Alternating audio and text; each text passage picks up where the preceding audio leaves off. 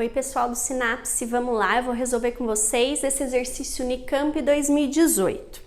Então ele fala assim, na preparação da calda bordaleza são usados 100 gramas de sulfato de cobre 2 pentaidratado e 100 gramas de hidróxido de cálcio, que ele chama aí de cal extinta. Aqui eu não coloquei as 5 águas de hidratação do sulfato de cobre, porque não é necessário para a resolução do exercício. Aí ele fala assim, para uma reação estequiométrica entre os íons cobre e hidroxila, há um excesso de aproximadamente. Aí ele quer saber se tem excesso do cobre ou da hidroxila. Então, primeiro, eu tenho que ver que ele falou que é o sulfato de cobre 2, porque o cobre aqui nessa substância ele tem carga 2+.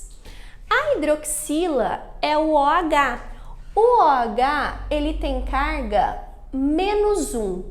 Eu tenho que tomar cuidado que aqui no hidróxido de cálcio eu tenho 2 mols aí de hidroxilas. Então a proporção seria 1 mol de cobre 2+ para 2 mols aí de hidroxila, certo? Agora, ele deu pra gente a massa molar do sulfato de cobre e a massa molar aí do hidróxido de cálcio. E ele falou que usou 100 gramas de cada um. Para a gente conseguir ver quem está em excesso, o que eu tenho que fazer? Comparar as quantidades da molaridade da reação com a quantidade que é fornecida aí no exercício, certo? Tem duas maneiras da gente fazer isso. Ou eu vejo o quanto aumentou aqui proporcionalmente para ver quem está em excesso, ou nesse caso, como as duas quantidades aqui são por 100, é mais fácil a gente usar o macete de multiplicar aí em cruz. Então, o que eu vou fazer? Eu vou pegar, multiplicar o 250 por 100 e vou multiplicar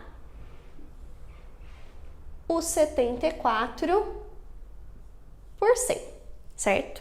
Para que eu vou fazer isso? Aquele valor maior corresponde à minha substância em excesso. Então, se a gente pegar aqui, isso daqui dá 25.000. E aqui no caso, 7.400. No caso, como esse valor aqui é o maior, o hidróxido de cálcio é que está em excesso.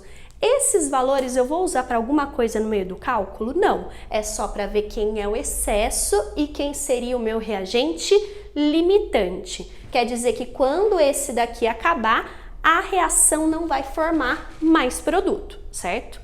Ele pergunta quem está em excesso, então já dá para a gente ver que é o íon hidroxila que está em excesso. Agora a gente precisa saber quanto está em excesso. Então, o que eu vou fazer? Primeiro eu vou transformar isso daqui em mols, para a gente ver a quantidade em mol de hidróxido de cálcio que eu tenho, porque ele vai fazer a relação com mol de hidroxila. Então, o que eu sei? Que 1 mol de hidróxido de cálcio tem 74 gramas. Se eu tenho 100 gramas, quantos mols eu vou ter? Isso daqui vai ficar aí 100 por 74. Isso vai dar um valor aí aproximado de 1,35 mols. O que a gente tem que tomar cuidado no exercício? Ele fala em relação aos íons hidroxila. Para cada mol de hidróxido de cálcio, eu tenho 2 hidroxilas. Então, se eu tenho 1,35 mols de hidróxido de cálcio, eu tenho que ver que nessa quantidade eu vou ter 2 vezes 1,35 mols de OH-, de hidroxila. Então, ali a gente vai ter aproximadamente 2,7 mol de OH-. Agora, o que eu preciso ver? Quanto desses 2,7 mols que realmente reagiram, para a gente conseguir determinar quanto que vai sobrar, quanto que vai ser o excesso. Como que a gente vai fazer isso? Eu sei que esses 100 gramas reagiram completamente. Eu vou ver quanto que eu vou formar de hidróxido de cálcio a hora que eu reagir completamente esses 100 gramas. Então aqui, como que vai ficar?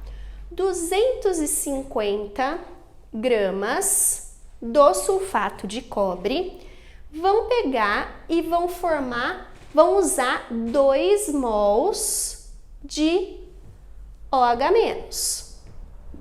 Se eu usar 100 gramas do sulfato de cobre, quanto que eu vou precisar de OH-? Isso daqui vai ficar 100 vezes 2 sobre 250. Vamos simplificar aqui. Vou simplificar aqui e aqui por 25. Aqui vai ficar 4 e aqui vai ficar 10. 2 vezes 4, 8, sobre 10 aí, então 0,8 mol. Isso é o que reagiu. Agora, para a gente ver o excesso, o que eu vou ter que fazer? A quantidade que eu tinha, que é 2,7, menos a quantidade que reagiu, que é 0,8. Vou pegar e vou fazer aqui nesse cantinho para vocês. O excesso vai ser, no caso aí, o excesso de OH- vai ser 2,7 menos o 0,8. Então, aqui vai ficar aproximadamente 1,9 mols de OH- que está em excesso, que fica aí a alternativa